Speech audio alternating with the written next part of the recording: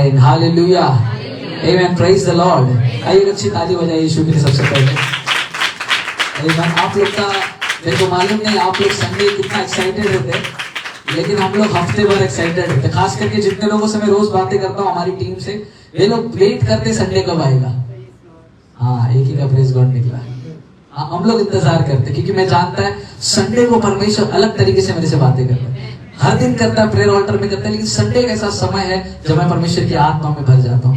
मेरे को रोकना पड़ता है टाइम की वजह से, लेकिन ऐसा लगता है कहीं पर आराधना करता चले जाऊं। आमेन। आज भी खूबसूरत, बहुत मैं वर्शिप टीम का धन्यवाद करता हूँ। बहुत खूबसूरत सुंदर सुंदर गीत वो लोग आजकल लेकर आ रहे हैं, जिस गीत से हम लोग को शक्ति मिलता है ना। हम लोग ने गीत गाया, माँ की तरह मुझे थामेगा वो, गिरने नहीं देगा मुझे।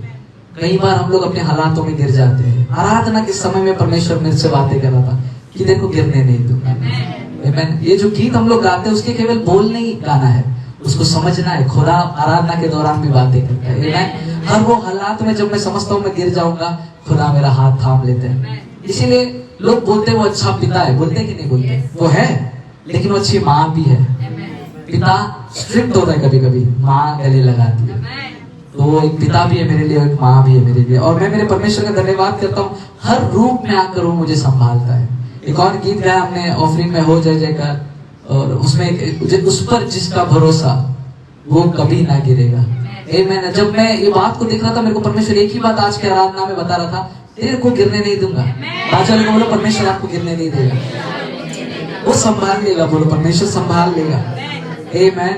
मैं परमेश्वर का बेहद धन्यवाद करता हूँ। खुदा ने बहुत खूबसूरत बच्चे हम लोग को दिए हैं, और मेरा उम्र कम है फिर भी मैं बच्चा ही बोलता हूँ, क्योंकि परमेश्वर इतने सारे लोगों को हर संडे यहाँ पर दिया है। बहन अस्मिता की गवाही को हमने सुना, हमने राहुल की गवाही और रिया की गवाही को सुना। परमेश्वर कार्य कर रहा है।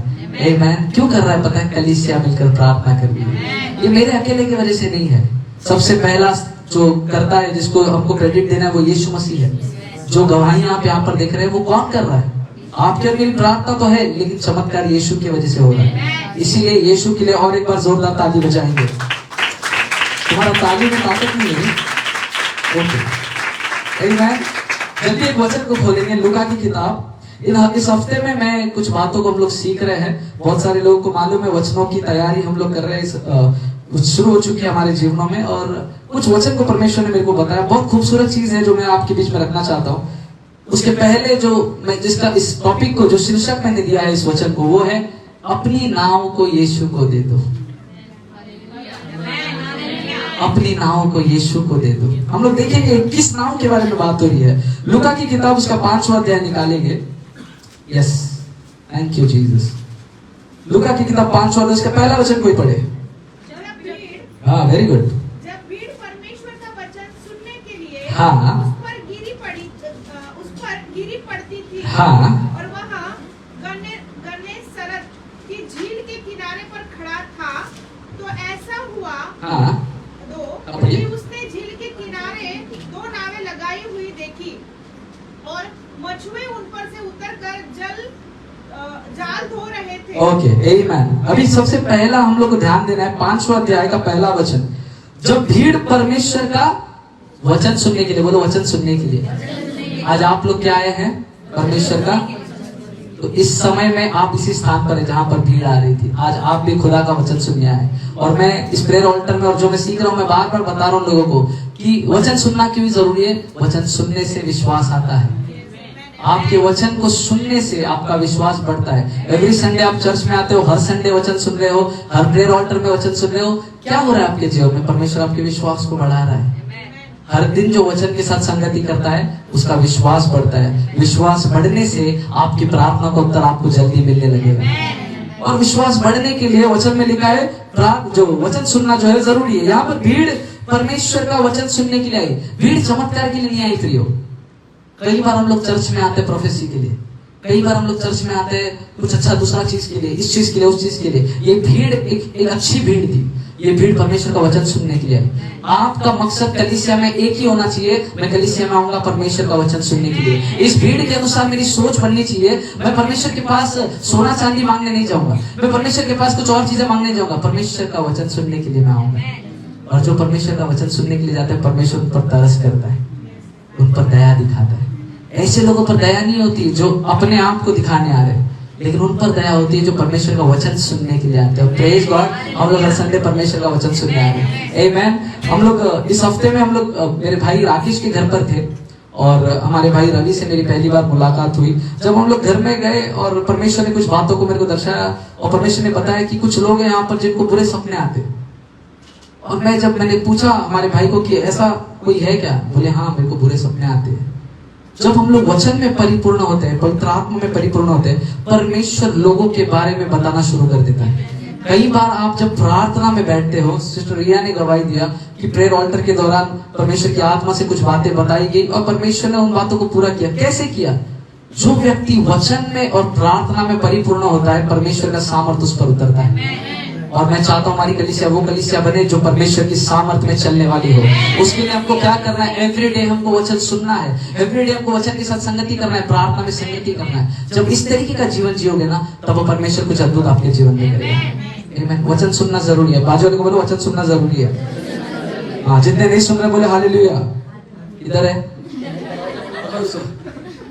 ओके, आगे बढ़ेंगे। आगे वचन 2 पढ़िए सिस्टर। हाँ हाँ हाँ।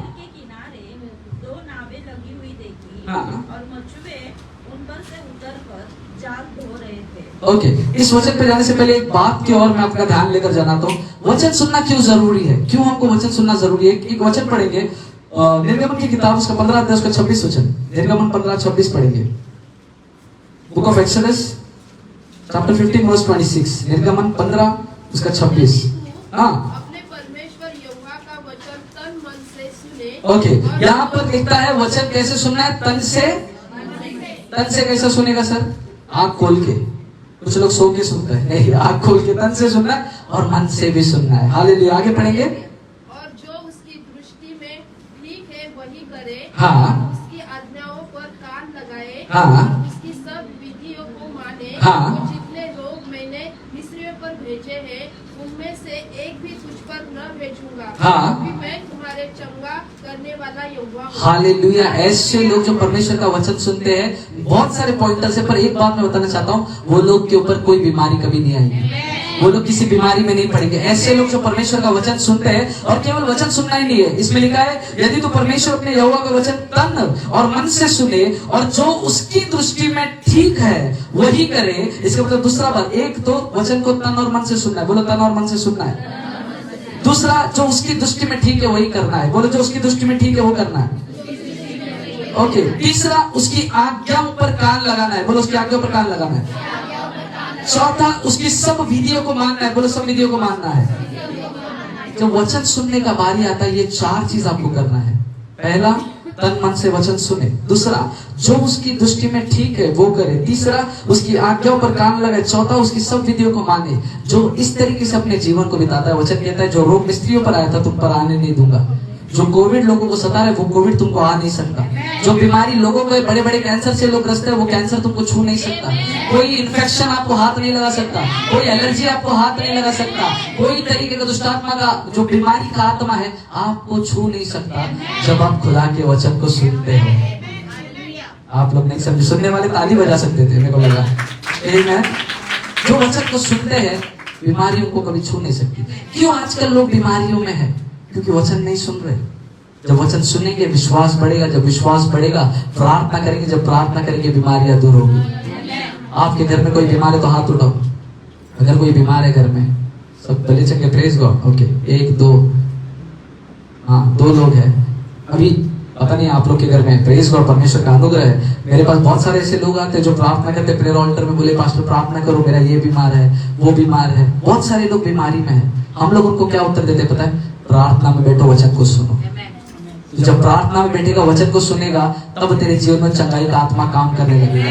हमको वचन सुनना इसलिए जरूरी है कि हमारे परिवार से बीमारी की आत्मा को परमेश्वर निकालता जाता है जब हम खुदा के वचन पर ध्यान लगाते हैं। प्रॉब्लम क्या है? वचन के टाइम पे ही शैतान अटैक लेकर आता है।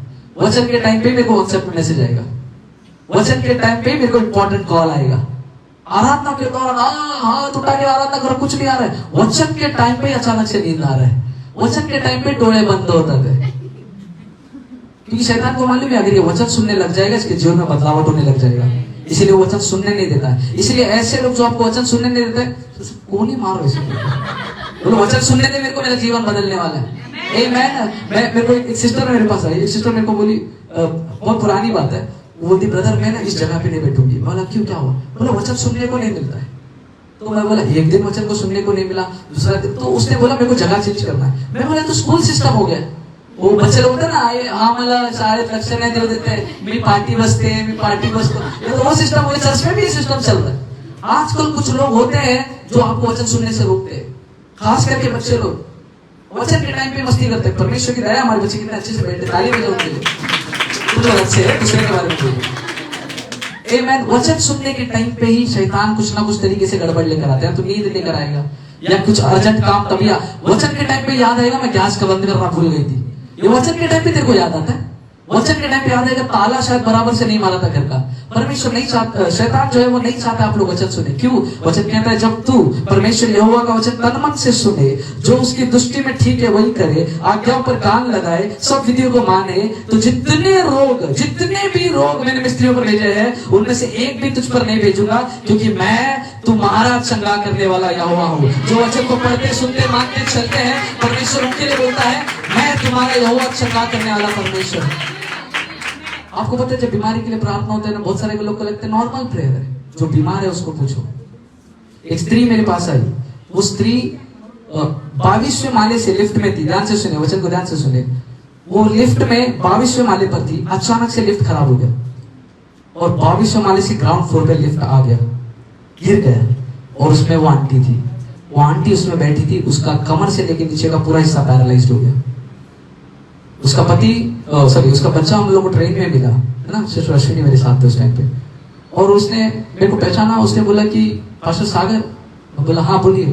तो उन्होंने कुछ पहचान बताया, हम यहाँ से आपको जानते हैं वगैरह। मतलब अच्छी बात है। बोला एक प्रार्थना निवेदन, प्रार्थना करेंगे। बोला क्या हुआ? बोला मेरी मम्मी 22वें माले से लिफ्ट में थी, नीचे गिर गई और उनका कमर से नीचे का हिस्सा पूरा पैरालाइज हो गया, बेड पर है।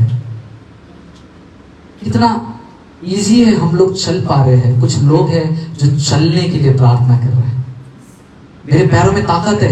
When the spirit of the Lord is within my heart, I will dance। Dance करने में ताकत है। कोई लोग रुके हैं, मेरे को परमेश्वर की आराधना करनी है, लेकिन मेरे पास पैर में ताकत नहीं है। कितने आशीषित लोग हैं आप और मैं कि परमेश्वर ने आपको हमको ऐसा जीवन दिया। कितने आशीषित हैं जो आप कर पा रहे हैं। किसी की तो प्रार्थना चल रही है, मैं भी ऐसा कर पाऊं। आप अच्छा खा पा रहे हैं।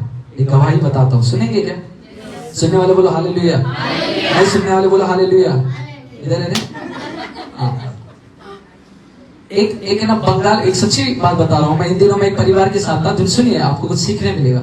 एक परिवार के साथ था मैं, वो स्त्री, उसके बच्चे को मैं म्यूजिक सिखाता हूँ, और वो स्त्री मेरे पास आई और परमेश्वर की आत्मा ने उससे कुछ बोला। ध्यान से सुनिए भाई, कुछ उसको बोला उसने मेरे को, उसकी गवाही शेयर करने के लिए उसका हृदय में भर गया। मैंने बोला सिस्टर आप क्या बताना चाहते हैं? ध्यान से सुनिए। वो सिस्टर बंगाल में रहने वाली सिस्टर है, बीए पढ़ी हुई लड़की, अच्छी पढ़ी लिखी लड़की। उसको अचानक से एक बीमारी हो गया। बीमारी का नाम SLE करके कोई बीमारी थी, मैंने जानता आप लोग जानते कि नहीं। उस बीमारी में स्किन जो है वो निकलता है, स्किन जो है वो निकलता है। बंगाल में बहुत खूबसूरत लोग, गोरे गोरे लोग हैं। ये लड़की बीमारी में पूरी ऑपोजिट हो गई, काली हो गई।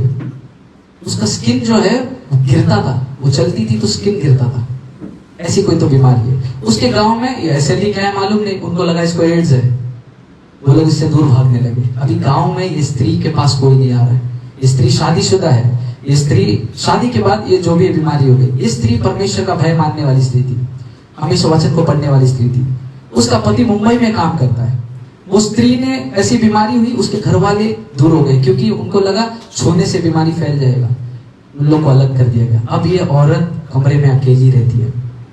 ध्यान से सुनिए, मैं कहीं पर लेकर जा रहा हूं आपको। ये औरत कमरे में अकेले रहती, कोई इसके पास नहीं आता। एक दिन उसके मामा का लड़का उसके पास आया। अभी किसी को नहीं देखा इतने टाइम से, अचानक कोई बच्चा देखा तो कितना खुश हो जाएगा। वो उसको गले लगाकर उसको चूमने लगी, उसको प्यार करने लगी। उसका मामा आया, जबरदस्ती उस बच्चे को खींचा, बोला खबरदार मेरे बच्चे को छूना नहीं, क्यों तुझे ऐसी बीमारी है, मेरा बच्चा को भी तो बीमार कर देगी क्या? उसके खुद के रिश्तेदारों ने उस पर इल्जाम लगाना शुरू कर दिया।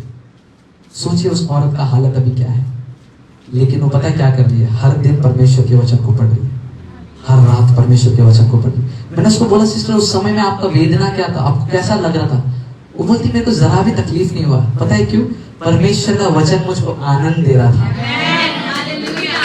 The Joy of the Lord is my strength बोल के उसने बोला खुदा मेरी ताकत बन रहा था। जब जब मेरे को लोग धुतकारते थे, बदनाम करते थे, इल्जाम लगाते थे, मैं रात को वचन पढ़ती थी और मैं रोती नहीं थी ब्रदर। ये उनके बोल है।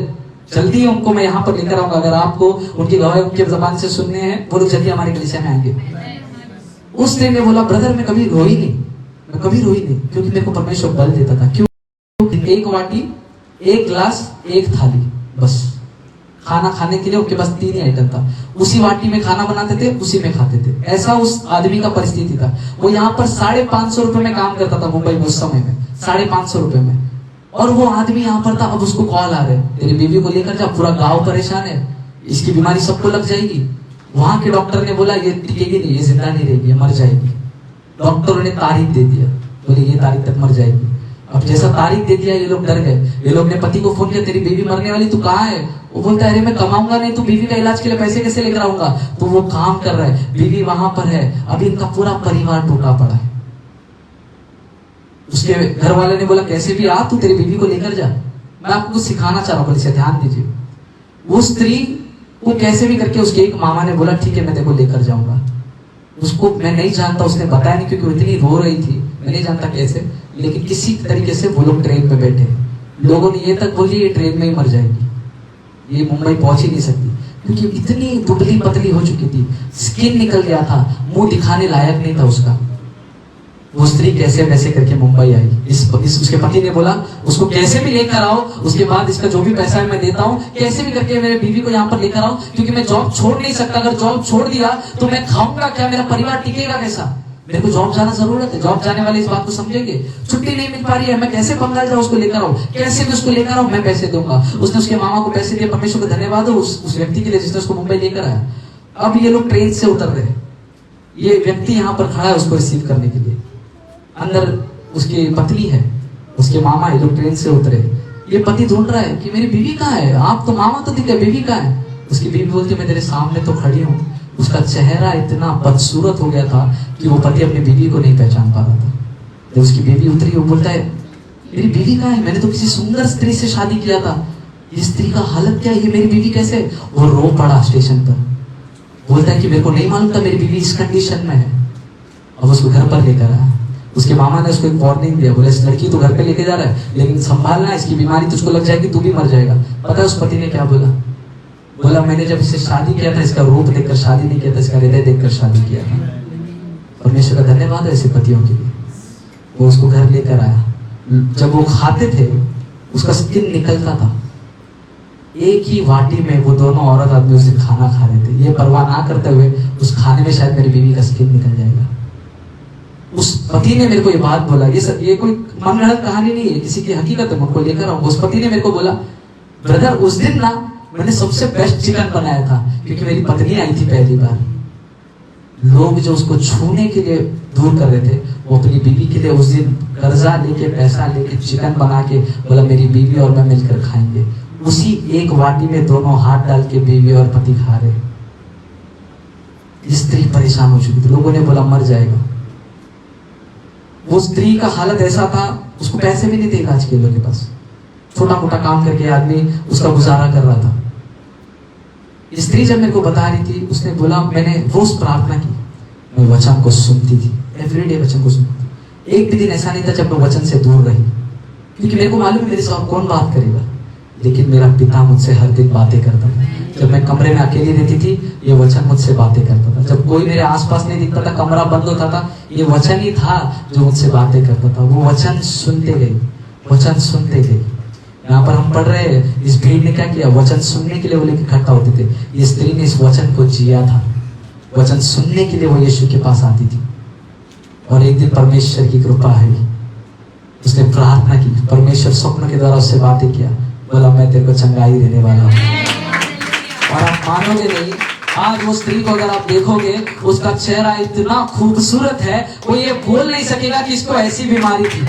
खुदा ने उसको चंगाई दे दी। पता है क्यों? क्योंकि वचन में लिखा है, जो कोई मेरे वचन को सुनेगा, स्त्रियों पर जो रोग आएंगे वो तुझ पर कभी आ नहीं पाएंगे। मैं तेरा चंगा करने वाला यहोवा, मैं तेरा चंगा करने वाला यहोवा। उस स्त्री ने अंत तक अपने विश्वास को थामे रहा। आज ऐसे लोग जो गिव अप करना चाह रहे हैं, उनके लिए मैं बोल रहा हूँ, वचन को थामे रहो। एक दिन आएगा खुदा का प्रकाश चमकेगा और खुदा बोलेगा मैं तेरा यहोवा तेरे सामने खड़ा हूं। उस दिन का इंतजार कर रहा हूँ। कहानी यहाँ पर खत्म नहीं होती। मेरा प्रचार बहुत बड़ा है लेकिन मैं आपको ये बताना चाह रहा हूँ। उस पति ने अब सब कुछ अच्छा हो गया लेकिन पति के पास पैसे नहीं है। वो पति प्रार्थना कर रहा है, प्रभु इस स्त्री का साथ में कुछ जीवन बिताना है, घर नहीं है, इसको रखूंगा। वो पति ऑफिस में सोता था क्योंकि उसके पास खुद का घर नहीं था मुंबई में। पत्नी को भी ऑफिस में सुलाता था। प्रभु से मां, प्रभु घर दे, मेरी पत्नी को मैं ऑफिस में नहीं सुला सकता हूँ। परमेश्वर से प्रार्थना की। एक दिन अचानक जब वो ऑफिस में काम कर रहा था, एक बड़ा लाइट का खंभा था सामने। वो जो एंटीना होते हैं ना जो नेटवर्क के लिए घुमाते हैं, ऐसा खंभा था। वो वहां पर काम करता था छोटा मोटा। एक आदमी को उसने ऊपर चढ़ते हुए देखा। उसने बोला ये आदमी ऊपर क्या कर रहा है? बोलते एंटीना जो है घुमाने का होता है। उसने पूरा वायर सब पहना था क्योंकि सेफ्टी चाहिए ऊपर जाने के लिए। वो सब पहन के ऊपर गया था। उसने बोले ये सब क्या कर रहे हो? बोलते एंटीना उसको घुमाना पड़ता है लेकिन लोग डरते ऊपर जाने के लिए। यह आदमी गाँव वाला आदमी था। ये बोला मैं जाऊंगा। और इसने बिना सोचे समझे पाट ऊपर जाके एंटीना ठीक करते नीचे उतरा। बोले कैसा क्या? बोले मेरे गांव में गन्ने की खेत में मैं चढ़ता था। मैं ऐसे खेतों में चढ़ता था, मेरे को इसका अनुभव है। और उसी दिन जब उसने ऐसा बोला, उसको उन लोगों ने 7,500 रुपए में हायर कर लिया। बोला हमसे तो इस काम करेगा, तेरा पगार हम लोग देंगे। उस टाइम पे कोई पगार नहीं था इतना। 7,500 रुपए का पगार दिया। आज पवई में उसका 3 होटल है। आज पवई में आदमी का 3 होटल है। आपकी आज की परिस्थिति ये नहीं तय करेगी कि आप कहाँ पहुंचने वाले हो। वचन सुनने वाले के जीवन में परमेश्वर कार्य करेगा। मेरा वचन शुरू भी नहीं हुआ है अभी। कितने लोग समझ रहे हैं वचन सुनना क्यों जरूरी है? वचन सुनने से हालात बदलते हैं। संडे को जो आप लोग यहाँ पर आ रहे हैं, आज पास्टर ने अच्छा वचन नहीं दिया, आज मजा नहीं आया, तेरे को मजा नहीं आया, किसी और का जीवन बदल गया। आमीन। जो वचन सुनता है वचन उसके जीवन में कार्य करते हैं। ये जीवित वचन है, ये मरा हुआ नहीं है। जब ये बंद है शायद इसमें सामर्थ्य, पर जब खुल जाता है ना, इसका प्रकाश सब लोगों तक पहुंचता है। तेरा वचन मेरे पाँव के लिए दीपक के वचन बोलता है। मेरे मार्ग का रोशनी है तेरा वचन। मेरे को कहाँ जाना है वचन मेरे को बताएगा। इसीलिए जब मैंने बोला जब आप वचन सुनते हो तैयार रहो, परमेश्वर आपको कहीं पर लेकर जाने के लिए आ जाता है। हालेलुया। थोड़ा आगे पढ़ेंगे। मैं जानता हूँ बहुत समय मैंने ले लिया लेकिन मैं कुछ सिखाना चाहता हूँ। कितने लोगों को समझ आज की शाम में? हम लोग बहुत जल्दी वचन के बारे में सीखेंगे लेकिन इस समय लूका की किताब 5 अध्याय थोड़ा आगे बढ़ेंगे। उन नावों में से एक पर जो शमौन की थी चढ़कर उसने, और 2 वचन फिर से पढ़े पहले कि उसने झील के किनारे दो नावें लगी हुई थी और मछुए उन पर उतरकर जाले धो रहे थे। उन नावों में से एक पर जो शमौन की थी चढ़कर उसने उससे विनती की कि किनारे से थोड़ा हटा ले। 2 नावें वहां पर थी। वचन बोलते परमेश्वर उसमें से एक नाव को चुना। बोला शमौन तेरी नाव पर मेरे को बैठना है। आज यहाँ पर कितने सारे लोग हैं, परमेश्वर बोल रहा है आज एक को बोल रहा है तेरे जीवन में मेरे को आना है। इस नाव पे मैं बैठना चाहता हूँ, ये मेरा नाव है, इस नाव को मैं चुन रहा हूँ। इसीलिए आज जरूरत क्या है? मैंने कहा आज का शीर्षक है अपनी नाव को यहोवा को दे दो। शमौन ने खूबसूरत बात की। रात भर मेहनत किया था, मच्छी नहीं पकड़ा था, लेकिन उसने तय किया यीशु आए। यीशु ने बोला ये 2 नावें मेरे को दिख रही है, शमौन तेरी नाव पर मेरे को चलना है। उसने बोला यीशु आप आइए, और उसने अपनी नाव को यीशु को दे दी। नाव क्या दर्शाता? नाव आपकी और मेरी जिंदगी को दर्शाता है। आज आपको और मुझको अपनी जिंदगी को यीशु को देना है। देखो ये अच्छी बात है कि यीशु नाव में इंटरेस्ट रखता है। वो चुन रहा था 2 नाव में से एक नाव मेरे को चाहिए। वो नाव छोड़ के किनारे पर भी प्रचार कर सकता था, लेकिन यीशु का नाव को चुनने के पीछे हमेशा एक प्लानिंग होता है। आप लोगों नाव है, आपको चुनने के पीछे यीशु का एक प्लानिंग है। आप लोग ऐसे ही यहाँ पर बैठे नहीं है, यीशु का एक प्लानिंग है। आप लोग ऐसे ही वचन को नहीं सुन रहे, यीशु का एक प्लानिंग है। वो बोलता है इस नाव को मेरा इंटरेस्ट है, इस नाव पर है। ये नाव जो राहुल यहाँ पर खड़ा है, इस नाव पे मेरा इंटरेस्ट है, मेरे को इसके साथ कुछ तो करना है। यीशु जब आपको देखता है ना, वो आपको नाव के समान देखता है और बोलता है इसमें से एक नाव, इसको मैं इसमें इंटरेस्ट रखता हूँ। बोले तो आज वो नाव मेरा नाव हो। कम ऑन चर्च, बोलिए आज वो नाव मेरे हो। शमौन ने एक अच्छा बात किया। जब खुदा ने बोला, उसने बोला यीशु तूने बोला ना, मेरा नाव तेरे को दे देता हूँ। उसने अपने नाव को यीशु को दे दिया। आज कितने लोग यहाँ पर है जो अपने नाव को यीशु को देने के लिए तैयार है? मैं आपको बता दूं क्यों। बोट ये जो शब्द है, अगर यूनानी भाषा में, ग्रीक भाषा में इसको कहते हैं स्काफोस, जिसका मतलब है वेसल यानी पात्र। बोट का मतलब क्या है? पात्र, vessel. You are the vessel that God is interested in. आप वो पात्र है जिस पर खुदा इंटरेस्ट रखता है। खुदा चाहता है इस नाव के साथ कुछ और होना है, कुछ करना है। आपके जीवन के साथ परमेश्वर कुछ करना चाहता है और उसके लिए आपको अपने जीवन को परमेश्वर को देना पड़ेगा। हम लोग बहुत सारी बातें हैं लेकिन मैं जल्दी समाप्त करना चाहता हूँ। एक बात याद से रखिए, परमेश्वर आपकी जिंदगी में इंटरेस्ट रखा है। यहाँ पर बैठा हुआ कोई भी व्यक्ति ये नहीं बोल सकता यीशु मेरे जीवन को नहीं देखता है। यीशु के पास 2 नावें होंगी ना तो भी वो आपको चलेगा। वो बोलेगा दूसरा नहीं, मैं तेरे को चुनूंगा, तेरा नाव में मेरे को इंटरेस्ट है, मेरे को यही नाव चाहिए। तेरा नाव टूटा हुआ रहेगा, तेरा नाव खराब रहेगा, तेरा नाव बास मारता रहेगा, फिर भी मेरे को तेरा ही नाव चाहिए। आज आपका जीवन कैसा भी हो, बदसूरत हो, अच्छा नहीं हो, प्रभु में सही नहीं हो, कोई बात नहीं, प्रभु फिर भी आपके नाव में इंटरेस्ट रखता है। वो परमेश्वर इंटरेस्ट रखता है नाव में। आगे पढ़ेंगे, थोड़ा आगे बढ़ के आइए। तब वो बैठकर लोगों को हाँ। नाव पर से उपदेश देने लगा। कहाँ से उपदेश दे रहा है प्रभु? नाव पर से परमेश्वर उपदेश दे रहे हैं। नाव मैंने क्या बताया, नाव क्या है? आपको और मेरा जिंदगी है। इसका बोट यीशु का पुलपिट बन गया था। आपका जीवन यीशु के सुसमाचार का पुलपिट है। आपका जीवन वो जगह है जहाँ से यीशु अपने सुसमाचार को प्रचार करेगा। आप सभी के जीवन से खुदा बातें करेगा, आप सभी के जीवन के द्वारा खुदा बातें करेगा। आपका नाव वो नाव होना चाहिए जिसमें यीशु खड़ा होकर अपने बारे में बता सके। आपका नाव वो नाव होना चाहिए। शमूएल का नाव वो नाव था जहाँ से यीशु ने प्रचार करना शुरू कर दिया। आपका जीवन से यीशु का सुगंध आना चाहिए। आपका नाव से यीशु का आवाज वाणी सुनने आना मांगते आता है क्या ये आप बोल सकते हैं मेरे जीवन से यीशु की वाणी सुनाई देती है? अगर बोलने वाले बोले हाथ उठाओ कि मेरे जीवन से यीशु की वाणी सुनाई देती है। 1 hand, 2 hand, 3 hand, 4 hand, 5 hand. ये आपको निंदा करने के लिए नहीं बोलूं, क्या मेरा नाव ऐसा नाव है जहां से यीशु की वाणी सुनाई दे रही है? आपका जीवन ऐसा जीवन होना चाहिए जहां से यीशु की वाणी सुने और लोगों का जीवन बदले। आज अगर वैसा नहीं है उस नाव का कोई फायदा नहीं है। कितने लोग को समझ रहे हैं? बोले यीशु मसीह की जय। आपका नाव वो नाव होना चाहिए जहां से यीशु की वाणी सुनाई दे। जब परमेश्वर ने ये सारी बातें मेरे को इस हफ्ते भर में सिखाई, मैं परमेश्वर को इतना धन्यवाद दिया। उसी समय बोला प्रभु मेरे को ये कलीसिया को बताना है, ये चीज मेरे को मेरे लोगों को बताना है। मेरे को आज हम लोग यहाँ पर है अपनी नाव की मरम्मत करने के लिए। आज मेरे को नाव को ठीक करना पड़ेगा क्योंकि यीशु आएगा, वो बोलेगा मेरे को इस नाव में इंटरेस्ट है तो मेरा नाव तैयार होना चाहिए। शमूएल तैयार था अपनी नाव देने के लिए। आज हम लोग तैयार होने चाहिए। प्रभु आजा, इस जिंदगी को तेरे को देता हूँ, मेरी जिंदगी से तू कार्य कर। ऐसा नाव आपका और मेरा होना चाहिए। हालेलुया। आगे पढ़ेंगे, ज्यादा समय नहीं लूंगा। यस। जब वो बातें कर चुका हाँ। तो शमूएल से कहा हाँ। गहरे में ले चल हाँ। और मछलियां पकड़ने के लिए हाँ। अपने जाल डालो। हाँ। शमूएल ने उसको उत्तर दिया, हे स्वामी, हमने सारी रात मेहनत की है और कुछ न पकड़ा, तो भी तेरे कहने से जाल डालूंगा। अभी यीशु मसीह यहाँ पर बोलते हैं किनारे पे मत रख नाव को गहराई में ले चल। आज हमारी नाव किनारे पे है। वो किनारा पता है क्या है? जब हम लोगों का सहारा लेते ना, इसका मतलब हमारी नाव अभी भी किनारे पे। परमेश्वर चाहता है अब जिस स्थान पर तू खड़ा है उस स्थान से थोड़ा हट जा, क्योंकि मैं तेरे को आशीष देना चाहता हूँ। तेरी नाव को तेरे को हटाना जरूरी है क्योंकि तेरे नाव के साथ मेरे को कुछ तो करना है। जब तक वो नाव किनारे पर होगी मैं नहीं कर पाऊंगा। वो आशीष जो तेरे को चाहिए वो तेरे को नहीं मिल पाएगा। उस नाव को किनारे से थोड़ा हटाना पड़ेगा, तेरे को गहराई में जाना पड़ेगा। पता है गहराई किसकी बात कर रहा है परमेश्वर? इस वचन की गहराई की बात कर रहा है। तेरे को इस वचन में आना पड़ेगा। अपने जीवन को जब तक तू चला रहा उससे थोड़ा हटना पड़ेगा। तेरे जीवन को बदलना पड़ेगा। उस नाव की वो जगह नहीं है, वो पोजीशन में जहां पर तू खड़ा है तेरे जीवन को लेकर वो सही नहीं है। तेरे जीवन को थोड़ा बदलना पड़ेगा। तेरे को वचन की गहराई में जाना पड़ेगा क्योंकि तेरी आशीष यहाँ पर है। तेरी आशीष यहाँ पर है। मैंने कहा जो परमेश्वर से आप प्रार्थना कर रहे हैं उसका उत्तर इस गहराई में है। एक अध्याय पढ़ना गहराई में जाना नहीं है मेरे प्रियो।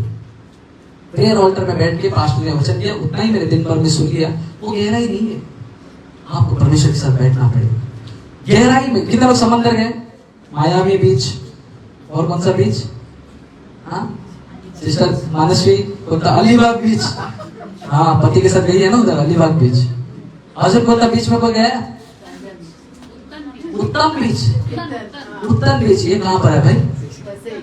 बोला फॉरेन में बदलापुर।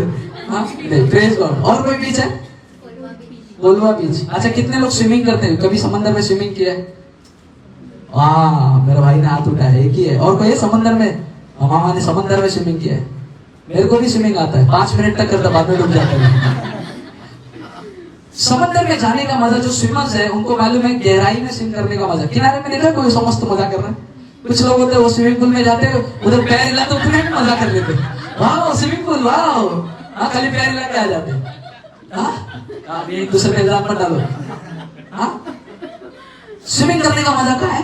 गहराई में। जो स्विमर है उसको मालूम है मैं गहराई में जाऊंगा तो स्विम करने का मजा। बराबर भाई? कभी किनारे पे स्विमिंग किया आपने? गहराई में गए, प्रेस गॉड, मालूम पड़ा मट्टी में ही चालू है। गहराई में कुछ अलग मजा है। कुछ चीजें हैं जो गहराई में जाकर पता चलती है। जब आप वचन की गहराई में जाओगे, परमेश्वर बोलता है कुछ आशीष मैंने तेरे लिए छुपा कर रखी है, तो उसको पा लेगा। इसीलिए तेरे जीवन को तेरे को किनारे से हटाना पड़ेगा। बाजू वाले को बोलो किनारे से हटना पड़ेगा। अभी वो किनारा क्या है? परमेश्वर चाहते हैं वचन की गहराई में जाए, लेकिन पता है मैं किनारे में हूं मतलब क्या है? ये मैं किनारे पे हूं। बाइबल खोलता हूं, बंद करता हूं, एक अध्याय पढ़ता हूं, बंद करता हूं, एक वचन पढ़ता हूं, बंद करता हूं, कैलेंडर में छोटा डब्बा में आज का दिन का वचन रहेगा, पढ़ता हूं, घर पे जाता हूं। मतलब क्या है? तुम्हारा जीवन अभी भी किनारे में है। वो नाव अभी भी किनारे में है। जो नाव के साथ परमेश्वर काम करना चाहता है, उस नाव के लिए परमेश्वर बोल रहा है तेरे को नाव को गहरे पे लेके जाना पड़ेगा। इस वचन में तेरे को आना पड़ेगा, और केवल वचन में नहीं, गहराई में आना पड़ेगा। हर दिन मेरा यकीन मानो, सुबह उठ के आपके लिए डेली रीडिंग का वचन डालना ढूंढना ना मुश्किल है मेरे लिए, लेकिन मैं कोशिश करता हूँ डालूं। क्यों? कोई तो है जो गहराई में चलना चाहता है, उसके लिए काम कर। मेरे को नहीं मालूम आप लोगों से कितना लोग डेली रीडिंग पढ़ते हैं, लेकिन कोई तो एक व्यक्ति मैं जानता हूँ ईमानदार रहेगा, उसके लिए मैं हर सुबह उठ के ईमानदारी से डालता हूँ। क्यों? क्योंकि कोई तो है जो गहराई में जाने की इच्छा रखा है। कलीसिया गहराई में अपने नाव को लेकर जाना बहुत जरूरी है। मैंने बताया नाव मतलब ये जिंदगी है। ये जिंदगी को वचन की गहराई में डालना जरूरी है। क्यों गहराई में जाना है? आगे पढ़ेंगे। जब उन्होंने ऐसा किया तो बहुत मछलियां घेर लाई। ओके, उसके पहले वचन पढ़ो। शमौन ने उसको उत्तर दिया। शमौन ने देखो क्या उत्तर दिया। स्वामी, जब हम सारी रात मेहनत की और कुछ न पकड़ा, तो भी तेरे कहने से जाल डालूंगा। अभी देखो वचन लिखता है उसने रात भर मेहनत किया। अभी परमेश्वर बोला कि गहराई में जाने का। राहुल गहराई में जाएगा, परमेश्वर तेरे को बोला गहराई में जाने का। अभी राहुल क्या करता मालूम क्या? राहुल बोलता है परमेश्वर गहराई में लेकर जाएंगे, लेकिन मैंने कोशिश तो किया था। हम लोग बहाना देते हैं। परमेश्वर बोलता है रोज वचन पढ़, आज तो जॉब है परमेश्वर। इसने क्या बोला? रात भर मेहनत किया हमने। अभी तो हम लोग जाल धो रहे। एक मछुआरा सिस्टर अस्मिता बुटे, वो आपने देखा ना मच्छी जाल, आप क्योंकि उस जगह पर गए थे, आपको पता है जब मच्छी का जाल धोते इसका मतलब क्या है? काम खत्म हो गया। करेक्ट?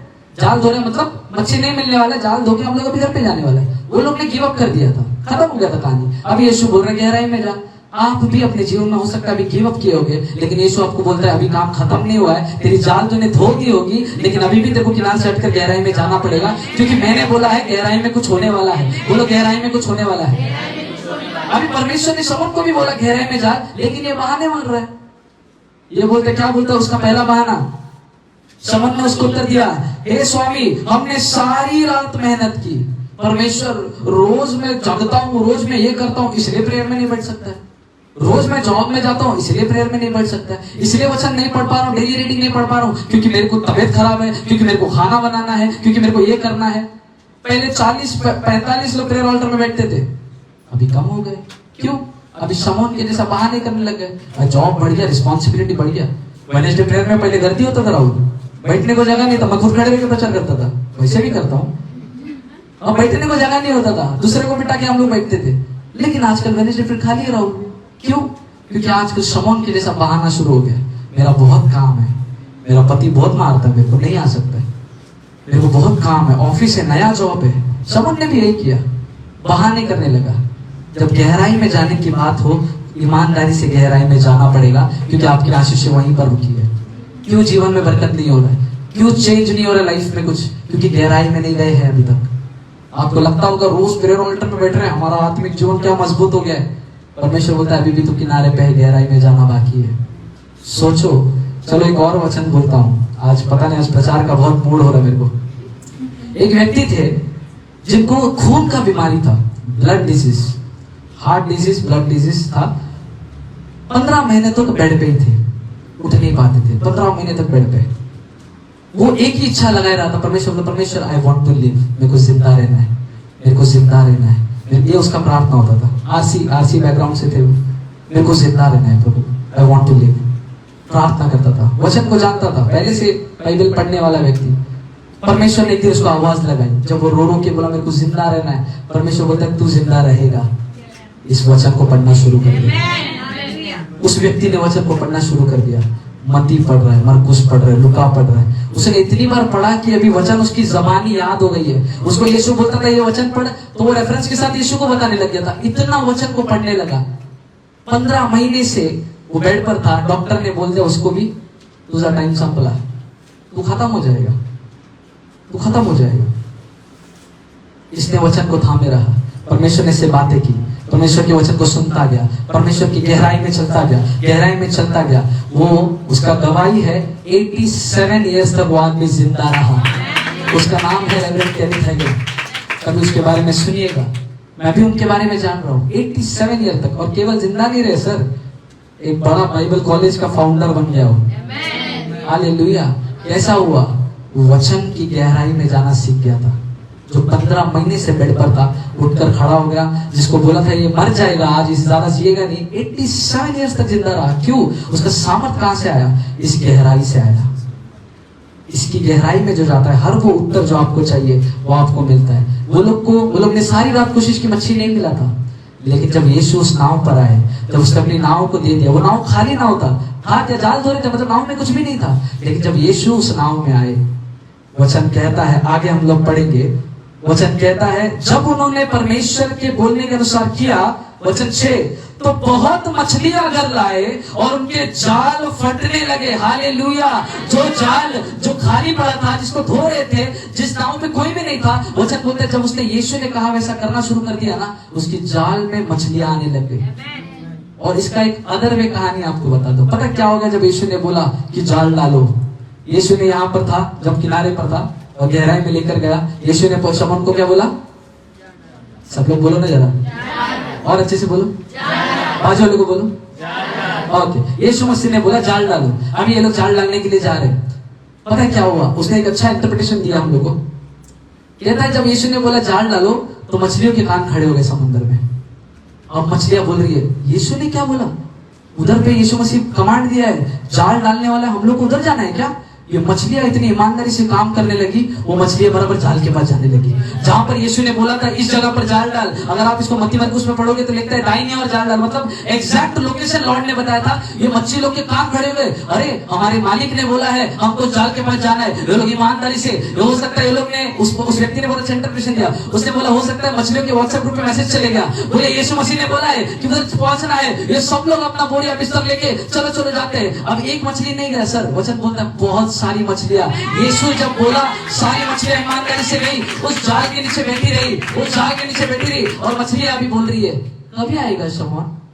क्योंकि यीशु मसीह ने बोला हम लोग को उसके पास जाना है। आपका आशीष आपके पास भाग कर आएगा यीशु के नाम में। जब आप यीशु के कहने के अनुसार आप करोगे। उस शमौन ने वही किया। शमौन ने बोला क्योंकि तूने बोला है, मेरे पास लाख बहाने नहीं आने के चर्च में, लेकिन यीशु क्योंकि तूने बोला है मैं आऊंगा। वचन लिखता है 5 वचन। शमौन ने उसको उत्तर दिया हे स्वामी, हमने सारी रात मेहनत की और कुछ नहीं पकड़ा, तो भी बोलो, तो भी जोर से बोलो, तो भी तेरे कहने से जाल डालूंगा। मेरी जिंदगी में हालात मेरे खराब है प्रभु, तो भी तेरे कहने से तेरे वचन को सुनने लग जाऊंगा। मेरी परिस्थितियां सही नहीं है प्रभु, तो भी क्योंकि तू कहता है मेरे जीवन में तू करने वाला है, तेरी आज्ञा को मैं मानने चलूंगा। मैं बीमार हूँ प्रभु, मेरे बच्चे बीमार है, मेरे माता पिता बीमार है, फिर भी क्योंकि तू कहता है मैं वैसा करूंगा। जब यीशु कहता है वैसा आप करते हो, एक मच्छी नहीं मिलेगा, बहुत सारी मच्छी मिलेगी। एक आशीष नहीं आएगा सर, बहुत सारा आशीष आएगा, इतना कि आप थक जाओगे गिन के। वचन कहता है 153 मछलियां उसने उस दिन पकड़ी। जब सारी रात मेहनत की थी, एक मच्छी नहीं था। यीशु के कहने से जब चलता गया 153 मच्छी पकड़ लिया। आपकी समझ से करोगे कुछ भी नहीं होगा। जब यीशु ने वचन दे दिया, आज्ञा दे दी, यीशु के वचन के अनुसार करोगे, वो सारी आशीष आपको मिलने लग जाएगी। आज गड़बड़ कहाँ चल रहा है? यीशु के कहने का इंतजार नहीं किया जा रहा है। अगर शमौन ने उस दिन जाल नहीं डाला होता, ये गवाही नहीं बनता। इसका मतलब यीशु सबको आवाज लगाता है, हमको रुकना है उसकी आवाज सुनने के लिए। जो उसकी आवाज को सुन के बोलता है तो भी यीशु ने मुझको कहा है मैं करूंगा। यहाँ से प्रचार होता परमेश्वर आपको चंगाई देने वाला है, लोग रिसीव नहीं करते। लेकिन कोई तो, जहां से मैं प्रचार करता हूँ परमेश्वर डबल पोर्शन में आशीष करने वाला है, वो रिसीव नहीं करता है। लेकिन कोई तो एक साइमन बैठा रहता है, जो बोलता है वचन आया तो भी मेरे को 2023 से प्रमोशन नहीं मिला था, लेकिन क्योंकि तूने कहा है मेरे को मिलेगा, मैं थाम लेता हूँ, विश्वास करता हूँ। 2023 से प्रमोशन नहीं था, इसी महीने में परमेश्वर ने प्रमोशन से आशीष किया। क्यों? ऐसे लोग जो परमेश्वर हालातों को नहीं देखते हुए काम करते हैं, वो लोग के जीवन में काम होता है। आपका हालत आज कैसा है? परवाह नहीं है सर, यीशु मसीह ने बोला वो देगा तो वो देगा। आपको बीमार है, गरीबी में है, कर्जे में है, यीशु मसीह ने बोला तेरे को छुटकारा मिलेगा तो तेरे को छुटकारा मिलेगा।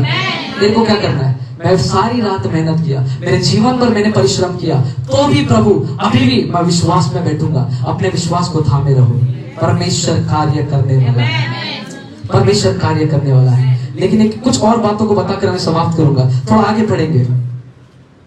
7 वचन पढ़िए कोई। इस पर उन्होंने अपनी साथियों को जो दूसरी नाव पर थे संकेत किया, आकर हमारी सहायता करो। उन्होंने आकर दोनों नाव यहाँ तक भर ली कि वे डूबने लगी। जब परमेश्वर आपको आशीष करने लग जाएगा, आपको लोगों को बुलाना पड़ेगा कि परमेश्वर मेरे को इतने भारी रीति से आशीष कर रहा है, मेरी मदद कर। आज देख यीशु ने मेरे जीवन में क्या किया है, तू आ जा और देख परमेश्वर मेरे जीवन में कार्य कर रहा है। आप लोग जाओगे, यीशु का प्रचार करोगे, उस चमत्कार को बताने लग जाओगे, क्या बोलोगे? मेरे पास इतना मिला है, आज तू देख, तू भी देख और तू भी अच्छा कर। मेरे यीशु ने आज मेरे को बरकत दी है।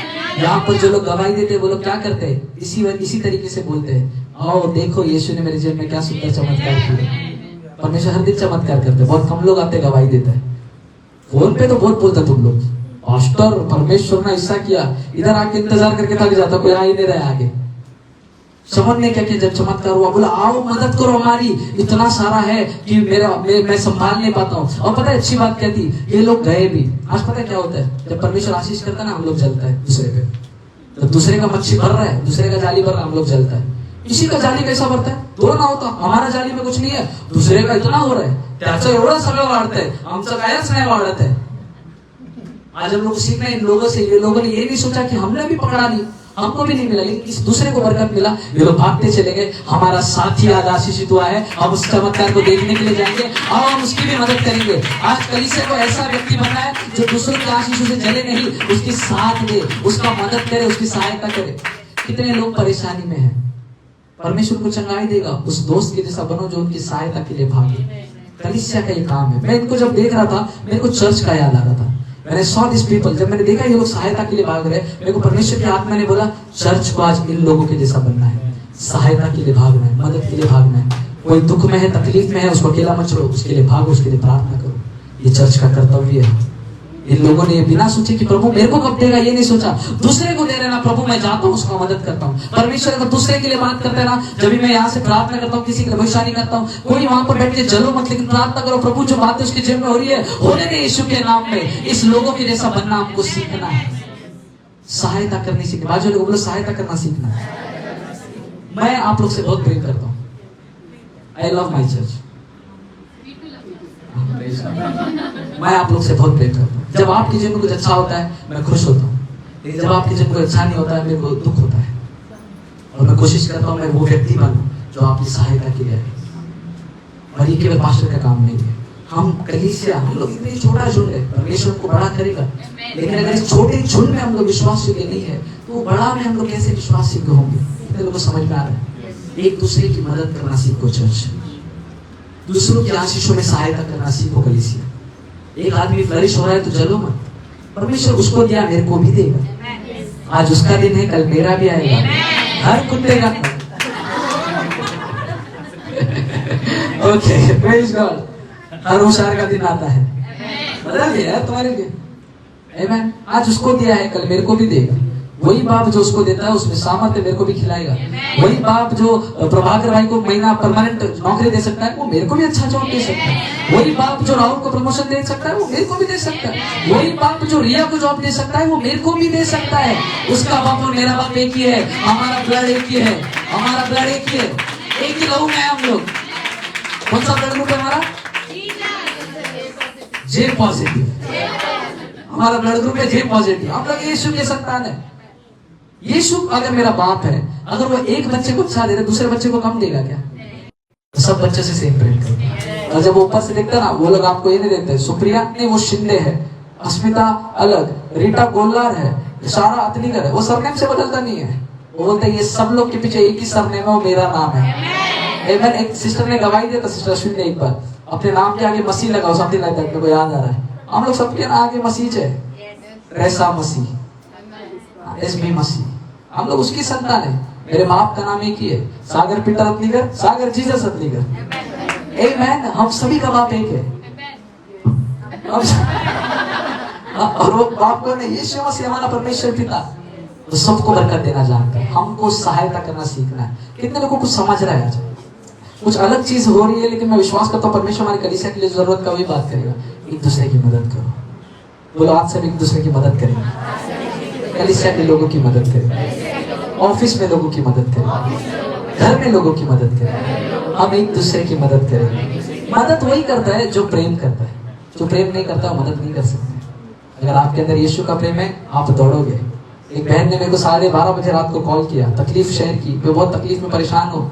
मैंने बोला गाड़ी लेके आऊँ क्या अभी, ये बिना सोचे हुए कि मैं कितना थका हूँ, मैं लेट आया हूँ, 11 बजे का प्रेयर ऑल्टर किया, 12 बजे तक मैं प्रचार कर रहा हूँ, 12:30 बज रहे, लोग ऑनलाइन में भी प्रार्थना करवा रहे। फिर सिस्टर का फोन आ रहा है, मतलब बहुत तकलीफ में। आओ क्या सिस्टर, खाना नहीं खाया, थक रहा है, लेकिन बोल तू आओ क्या। क्यों? जो प्रेम करता है वो मदद करता है, जिसके हृदय में प्रेम है वो हमेशा सहायता करेगा। आज हमको जरूरत है हमारी नाव को यीशु को देना है। वो जिंदगी बदलने वाला परमेश्वर, जब उसको हमारी जिंदगी देंगे वो जिंदगी को बदल देता है। पता है नाव में और जिंदगी में कॉमन क्या है? नाव भी डगमगता है, जिंदगी भी डगमगता है। कभी कभी नाव से बदबू आता है, जो सामान रखेगा नाव से बदबू आता है, हमारा जिंदगी से भी बदबू आता है। कैसे पता चलेगा? शमौन ने एक बहुत खूबसूरत बात बोला। मैं आखिरी में, वचन के आखिरी में, मेरे को मालूम है तुम लोगों को लेट हो रहा है, सब लोग घड़ी देख रहे हैं, वचन 8 पढ़ो। ये देखकर कि यीशु ने उसके जीवन में चमत्कार किया, शमौन पतरस यीशु के पांव पर गिर गया। जब भी परमेश्वर चमत्कार करते हैं, आपका रिएक्शन क्या होना चाहिए? यीशु के कदमों पर जाना है। यीशु के कदमों पर जाने का मतलब क्या है? यीशु की आराधना करना। हर दिन खुदा वो जो तू चमत्कार करे तेरे कदमों में आ जाऊंगा। मरियम मगदलिनी से सीखो यीशु के कदमों में आना क्या होता है। वही जो खुशबू जो यीशु में है वो लेकर घूमने लगी। कब? जब यीशु के चरने में आई, यीशु के पैरों पे तले आई। यीशु के पैरों में, मैं बोलूंगा, बोलता ना, वो लोग बोलते माँ के पैरों में जन्नत है, मैं बोलूंगा यीशु के पैरों में जन्नत है। तेरा सहायता ऊंचाई से क्या? तू यीशु के कदमों को भी देख लेना, तू ब्लेस्ड है।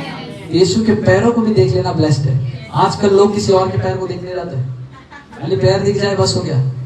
हाँ, समझने वाला हंसता है। किसी व्यक्ति का क्या पैर देखूं मैं, किसी जगह का नहीं, ये सब का जरूरत नहीं है। यीशु का पैर को अगर देख लो, मेरा जीवन बदल जाएगा। ये व्यक्ति ने क्या किया? जब खुदा ने चमत्कार किया, मुंडी ऊपर घमंड से नहीं उतारा। जब खुदा ने उसको दिया ना, मुंडी झुकाना सीखा इसने। जब खुदा आपको बरकत देता है, घमंड में मत आओ। जब खुदा बरकत देता है, मुंडी झुकाना सीखो। शमौन के जीवन में 153 मछली, जो शायद जिंदगी का सबसे बड़ा चमत्कार उसके जीवन में वही हुआ होगा, पहला चमत्कार। पहले चमत्कार में घमंड में नहीं भरा ना लोगों, उसने अपने सिर को झुकाया, यीशु के पैरों पर आ गया। कितने लोगों को यीशु ने चमत्कारों से भरा है? कितने लोगों के जीवन में यीशु ने कार्य किया? रोज उसकी आराधना करना है, रोज उसके पैरों पर जाना है। और पैरों पर गिरकर शमौन ने बोला क्या पता है? और कहा, हे प्रभु, मेरे पास से जा, क्योंकि मैं पापी मनुष्य हूँ। बोलता है यीशु तू मेरे जीवन में क्यों आ रहा है? मैं पापी है, मेरे जीवन से जा, मैं गलत है। लेकिन यीशु पता है क्या बोलता है?